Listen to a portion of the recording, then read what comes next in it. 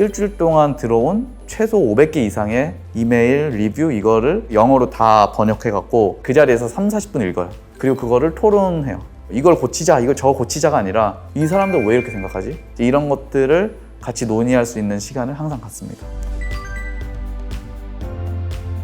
안녕하세요. 전 딜라이트룸 대표 맡고 있는 신재명이고요. 알람이라는 알람 앱 서비스 이제 13년 정도 하고 있어요. 작년 기준으로 한 190억 정도 영업이익 내고 있고, 그래서 그냥 단순히 시간 알려주는 도구가 아니라 어떻게 하면 잘 자고 아침에 기분 좋게 확실하게 깨울 수 있을까를 고민하고 있는 팀입니다.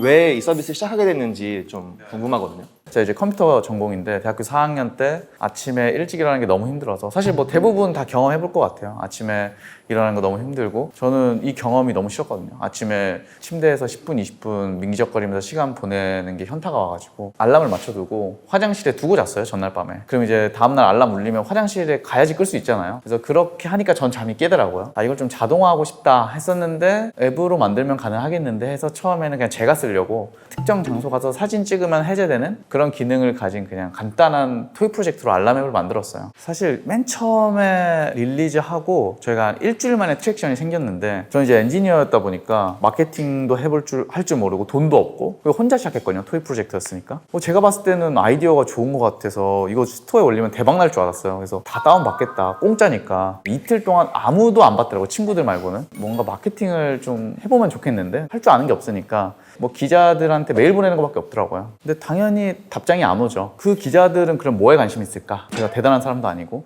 우리 앱에 관심 가질 만한 사람을 고민해보니까 제가 이 알람이가 모티브가 됐던 킥스타터에 나온 알람식이었는데, 그거를 재밌게 썼던 기자는 내 거에 관심 있지 않을까라는 가설을 가지고 이제 밑자 본전인지 하면서 찾아보니까 미국의 시넷에 있던 어떤 기자분이더라고요. 그날 바로 썼어요. 네 기사 잘 봤는데 너무 재밌고 그거랑 똑같은 걸 소프트웨어로 만들었는데 내 건 공짜야 하면서 써봐라고 메일을 보냈는데, 다음날에 링크가 하나 딱 오더라고요. 그래서 시넷에 저희 거에 대한 어떻게 보면 리뷰를 쓰고 릴리즈를 해준 거죠. 운이 좋게도 시넷이 또 글로벌 매체다 보니까 뭐 여기저기 유럽에도 퍼지고 뭐 캐나다도 퍼지고 그렇게 쫙 퍼지더라고요. 근데 한국에는 그때도 안 나왔거든요. 그래서 한국 분들은 뭘 좋아할까? 국뽕 좋아하잖아요, 저희. K 대학생 일냈다 이런 거 좋아하시거든요. 기자분들한테 저 한국 대학생인데 미국에서 이렇게 바이럴이 되고 있고 미국 매체들에서 소개가 되고 있는데 한국에서는 소개가 안 되고 있다 하니까 또 기자분들이 또 써주시더라고요. 지금 생각하면 큰 트랙션은 아닌데 해봤자 몇만 명 정도? 근데 처음에 출시해서 일주일 만에 몇만 명의 유저를 얻는 건 굉장히 쉽지 않잖아요, 돈 없이. 그 엑스트라 마일을 계속해서 갔던 게 좀 의미했던 것 같아요. 그렇게 커지다 보면은 뭐 자연스럽게 뭔가 스케일 해야 되잖아요. 근데 투자를 뭐 유치할 기회도 있었을 거고, 그때 당시에 또 시장이 좋았기 때문에 그런 걸 안 하신 이유가 뭐 있나요? 타이밍적으로 운이 좋았던 것 같은 게, 제가 토이 프로젝트로 이제 대학교 4학년 때 런칭을 해서 바로 대학원을 갔거든요. 저도 사실 이걸 사이드로 하는데, 이걸 사이드로 하는 회사에 내가 투자자라도 투자 안 하겠다, 투자 받을 생각을 아예 못했어요. 그래서 뭐 당연히 뭐 돌아다녀 보지도 않았고, 운이 좋게 그 졸업할 때쯤에 이미 한 60개국에서 1위 되는 알람앱이 돼 있어서 연구실에 있었던 이제 박사 생활하는 선배, 석사 생활하는 후배 꼬셔서 연구하면 재미없다, 그래서 자퇴시켜서 같이 초기 멤버로 하지만 저는 뭐 그들의 삶에 더 좋다고 생각합니다. 엑스트라 마일에 대해서 조금 더 경험하셨던 부분들 있으면 공유 좀 해줄 수 있을까요? 사실 알람이가 이렇게까지 성장할 수 있었던 것 중에서 가장 중요했던 게 전 유저 센트릭한 문화라고 생각하거든요. 제가 그래도 남들보다 더 했었던 게 고객 집착이었거든요. 그래서 전 3년 동안 모든 VOC 답장 제가 다 했고, 그 개발자 전화번호가 올라가던 시대거든요. 막 티스토어 이런데 막 전화가 와요, 막 알람 안 울렸다고. 근데 그때 재밌었어요. 그때 이제 글로벌 사용자도 있으니까 그냥 새벽에도 메일 오고 아침에도 메일 오고, 그게 약간 삶이었던 것 같아요. 일어나서 고객 반응 보고 내가 만든 거에 대한 피드백도 보면서, 다들 이제 VOC 중요하다 생각하니까 막 해보실 텐데 실제로 하다 보면 이게 매너리즘에 빠지거든요. 불가능한 것들 요청하는 것도 너무 많아요. 어느 순간 저도 뭐 이건 원래 그런 거야 하면서 넘어가는 것들이 생기더라고요. 그거를 이제 깼던 사례가 하나 있어서 공유 드리려고 하는데, 초기에 이상했던 CS 중에서 핸드폰을 끄고 잤는데 전원이 꺼져 있어서 알람이 안 울렸다. 그래서 이거 무슨 말이지? 그랬더니만 전원을 키면서 알람을 울려야 되는 거 아니냐, 배터리가 꺼졌을 때 알람이 울리게 해달라. 이건 장난인 것 같은데 경쟁사에서 이렇게 하나 막 하면서 처음엔 무시를 했었는데 정말 지속적으로 들어오는 거예요. 이게 왜 이런 생각을 하는지가 너무 궁금해서 좀 특징을 봤더니만 중국 분들인 거예요. 다. 뭐지? 왜 이분들은 이렇게 생각하지? 조금 더 깊게 이 사람들 조사하다 보니까 중국에는 굉장히 많은 제조사의 폰이 있거든요. 근데 특정 제조사들은 배터리만 있으면 전원이 꺼져 있어도 키면서 울리는 기능이 있는 거예요. 저는 그런 제조사가 회사가 있는지도 몰랐는데 그 폰을 처음으로 썼던 분은 원래 알람은 그래야 된다고 생각하시더라고요. 저는 그것도 모르고 서로 이제 다른 말을 계속 한 거죠. 그걸 알고 난 다음부터는 이제 그걸 설명하고, 근데 그때 깨달았던 거는 별거 아닌 것 같고 진짜 무의미해 보이는 VOC도 실제로 들어가면 그 이유가 다 있었다. 그 다음부터도 그냥 이런 VOC들도 깊게 보고, 제가 빠지지 않고 들어가는 몇 안 되는 미팅인데 그게 VOC 미팅이거든요. 제가 들어간다는 건 모든 리더들 다 들어온다는 거겠죠. 일주일 동안 들어온 최소 500개 이상의 이메일, 리뷰 이거를 영어로 다 번역해갖고 읽어오라고 하면 안 읽으니까 그 자리에서 30-40분 읽어요. 그리고 그거를 토론해요. 이걸 고치자, 이걸 저거 고치자가 아니라 이 사람들 왜 이렇게 생각하지? 이런 것들을 같이 논의할 수 있는 시간을 항상 갖습니다. 이런 것들이 저는 VOC에서 엑스트라 마일인 것 같아요. 어떻게 해서 약간 좀 지금의 그 재무제표를 만들 수 있게 됐는지 또 한번 설명해 주시면 좋을 것 같아요. 저희가 이제 비즈니스 모델이 두 가지가 있거든요. 저는 이제 프리미엄 모델이라고 하죠. 그런데 이제 특정 어드밴스 기능들은 구독을 해야 돼요, 매달. 그래서 저희는 95%의 무료 사용자와 5%의 구독 사용자로 이루어져 있고요. 그리고 그 5%의 구독 사용자가 전체 30%의 구독 매출을 차지를 하고 있어요. 그러니까 뭐 작년 기준으로 한 100억 정도 구독 매출이 나는 거죠. 그리고 나머지 이제 200억 넘는 부분이 95%의 무료 사용자에서 나오는 광고 매출이에요. 그러니까 70%가 광고 매출, 30%가 구독 매출인 거죠. 저는 제가 생각하는 비즈니스 모델의 정의는 사람들한테 어떤 딜리버 밸류를 하면은 밸류의 크기에 맞춰서 그거를 이제 돈으로 받는 게 전 비즈니스 모델이라고 생각하거든요. 그래서 저희가 밸류를 더 많이 딜리버 할수록 더 많은 밸류를 캡처할 수 있으니까 앱들마다 비즈니스 모델이 다르겠지만 저희 같은 일상생활에 맞닿아 있는 프리퀀시가 높은 앱들은 광고 수익화는 빠질 수는 없다고 생각해요. 지금 이제 13년 동안 에드테크 업계에서 광고 수익화를 자체적으로 만들고 해왔다 보니까 비슷한 트래픽 가진 앱들에 비해서 훨씬 더 수익성이 높은 이유가 일단 광고 수익에 대한 노하우가 첫 번째 있는 것 같고요. 그리고 두 번째가 구독. 알람 앱을 왜 구독해? 라는 생각을 하는 시점부터 저희가 구독 모델을 준비했어요. 야, 유튜브를 구독하면 아무도 안 할 거야 하던 시절에 저희도 이제 구독 모델 준비해서 런칭했고, 거기서도 이제 많은 스토리가 있지만 결국 압축하면은 가설들 검증해 오면서 구독 모델이랑 광고로 이루어져 있습니다. 되게 인트루시브하지 않더라고요, 광고들이. 그럼에도 불구하고 광고 수익을 더 많이 내고 계신 거잖아요. 그 인사이트나 노하우를 가지고 또 B2B 서비스도 런칭하셨는데 그것도 한번 좀 설명해 주세요. 어떻게 보면 이제 광고 수익화를 그냥 보통 한다고 하면 애드모비나 이제 엠러빈 이제 이런 그냥 글로벌 플랫폼을 붙이거든요. 근데 이제 저희도 처음에 이제 그런 걸 썼었는데 메타 것도 써보고 엠러빈 것도 써보고 구글 것도 써보고 하면서 부족한 점을 찾아내게 되는 거예요. 아, 이거 이렇게 하면 수익화 더 잘할 수 있을 것 같은데, 이제 그런 것들을 저희가 자체적으로 만들게 되더라고요. 뭐 지금은 굉장히 큰 서비스가 돼서 글로벌하게 있는 수백 수천 개 있는 이런 광고 파트너들을 비딩시켜서 가장 높은 단가의 광고를 가져온다던가, 사용자 입장에서는 그냥 똑같은 이 지면에 광고가 나오는 건데 저희 이제 뒷단에서 이전보다는 훨씬 더 높은 광고 단가와 훨씬 더 좋은 UX로 광고를 서빙할 수 있게 됐고, 이거에 대한 비즈니스 요구가 주위에 있었는데 저희 이제 알람이 만드는 곳이니까 우리는 그런 비즈니스 안 할 거야 라고 그냥 저희 거에만 집중하면서 수익화 엔진으로만 작동했었던 거죠. 다른 회사들이 이제 투자하고 인수도 좀 하고 있거든요. 그런 곳들이 트래픽은 나오는데 수익이 안 되니까 그럼 우리 노하우들을 조금 써봐 하면서 저희 걸 이제 열어줬는데 막 매출이 막 두세 배씩 뛰는 거예요. 다른 곳들도 진짜 어려워하는 부분이거든요, 광고 수익화라는 게. 그래서 작년 재작년부터 조금씩 비즈니스화를 하고 있고, B2B로 Delightroom Ad Revenue Optimize라는 신사업도 하고 있습니다.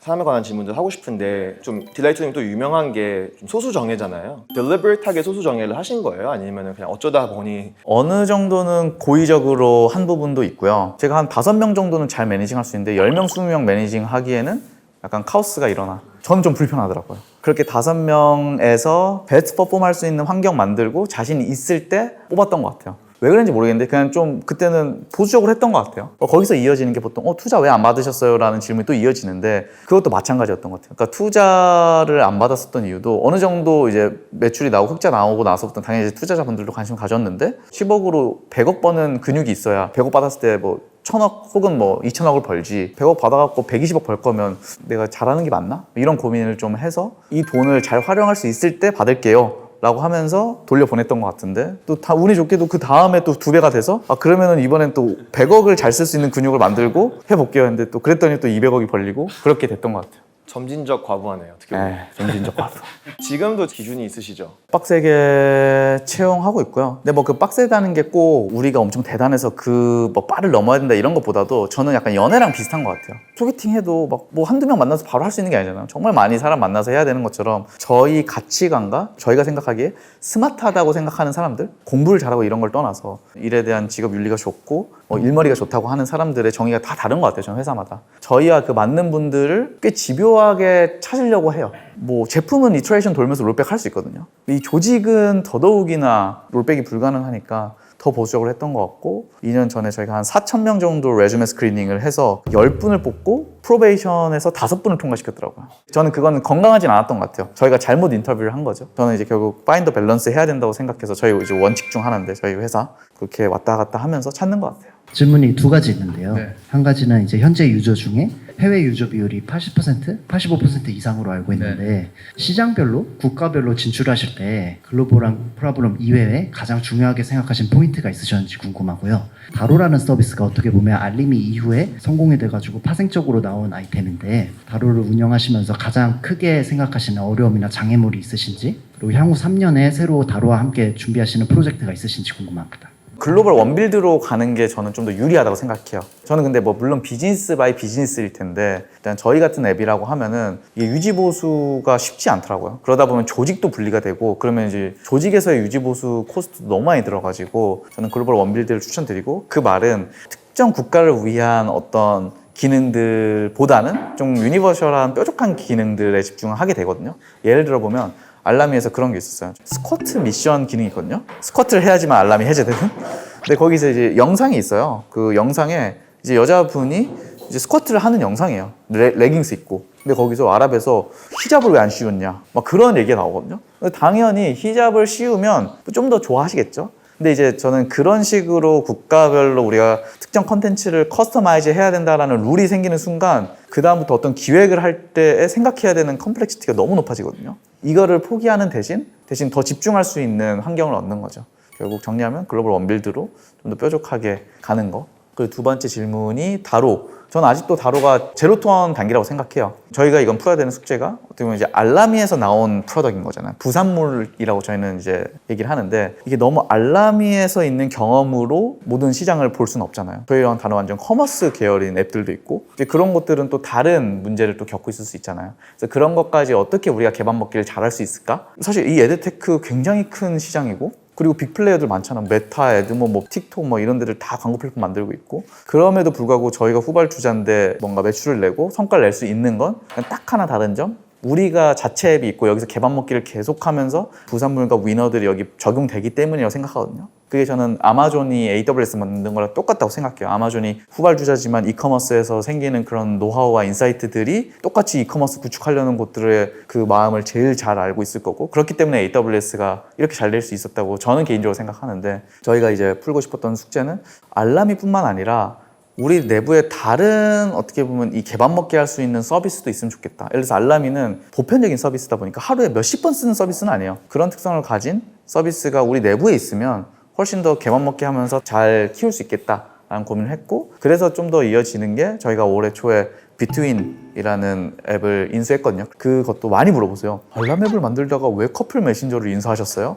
라고 얘기하시는데 비트윈도 사실 저희 고객사였고 다로가 어떻게 보면 가지고 있는 이 노하우로 비트윈을 훨씬 더 크게 성장시킬 수 있을 거라고 생각해서 이렇게 인수를 한 케이스가 있어서 이 다로를 어떻게 보면 다른 에드테크에 있는 제품들보다 훨씬 더 차별점 있게 성장시키는 게 저희가 풀어야 되는 숙제고 어떻게 더 개밥 먹기 잘해서 우리가 키울 건가가 저희가 계속 풀어야 되는 숙제인 것 같아요. 안녕하세요. 저는 솔라스틱이라는 회사의 박성근이라고 하고요. 분야는 많이 다르긴 한데 사람 관련해서 궁금한 점이 있어서 질문드리고 싶습니다.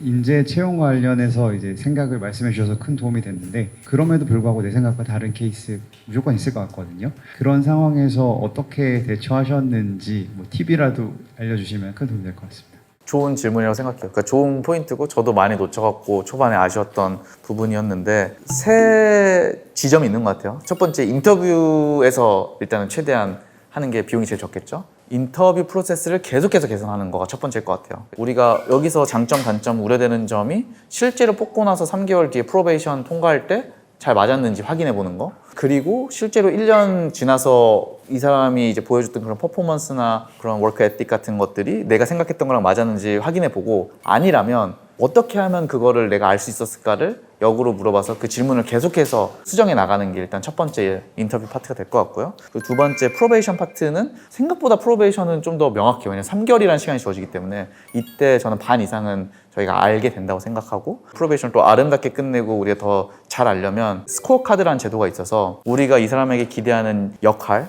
그리고 3개월 동안 원하는 결과물 그래서 이런 것들이 이제 다 주어지고 처음에 들어오자마자 이 스코어 카드를 일주일 동안 싱크를 해요. 그래서 우리 회사에서는 너한테 이런 걸 기대하고 이런 역할을 기대하고 이런 결과물을 기대한다. 그래서 저희는 이제 미드 체크를 하고 1달 반 뒤에 이때까지 했었던 거에 대한 피드백을 드리고 그리고 남은 1달 반 동안 기대하는 방향성을 말씀드려요. 그래서 그렇게 하면은 꽤 서프라이즈는 거의 없어요. 오, 저는 통과할 줄 알았는데 왜 떨어졌어요? 아니면 뭐 그런 반대 케이스라던가 문제가 생기는 경우는 없었고요. 검증력도 좋아지고 더 아름답게 서로 이제 이별을 할 수 있고요. 그리고 여기에서도 놓쳤다. 이제 연간 평가가 기회가 되는데 이건 회사마다 다르겠지만 저희는 분기별로 평가를 해요. 리더가 이 사람에게 기대하는 것 그리고 그에 대한 정성, 정량 평가를 간단하게 남기거든요. 그걸 묶어서 연으로 보상과 함께 싱크를 하다 보면 결국 갭이 보이거든요. 그래서 그거를 계속해서 인지시키다 보면 둘 중 하나인 것 같아요. 그거에 맞춰서 따라와 주시거나 아니면 그냥 더 좋은 곳을 찾거나.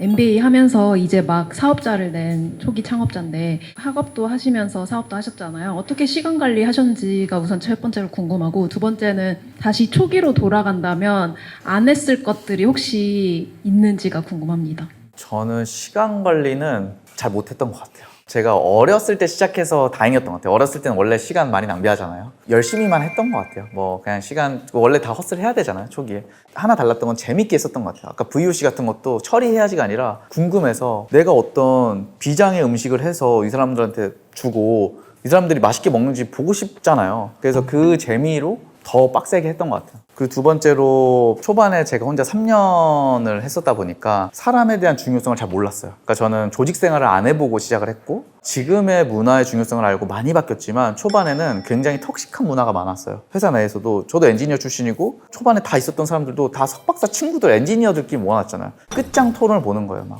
논문 갖고 와봐 뭐 그거 정량적으로 통계적 유의성 몇 프로인데 막 약간 반대를 위한 반대를 하는 그게 너무 많았어요. 그때는 몰랐죠. 그때는 몰랐는데 이제 와서 생각해 보니까 사람이 감정의 동물이지 논리로 설득되는 거 아니고 제품도 그런 것 같아요. 논리적으로 탄탄하다고 해서 성공하는 것도 아니었고 그래서 초반에 저는 굉장히 톡식한 문화가 많이 있었고 바꾸는데 굉장히 많은 시간과 리소스를 들였던 것 같아요. 이거 전에도 다른 토이 프로젝트를 하신 적이 있는지 궁금하고 사업을 할 생각이 없이 그냥 시작하신 거잖아요. 이걸 사업으로 해봐야겠다는 생각을 가지신 건가요?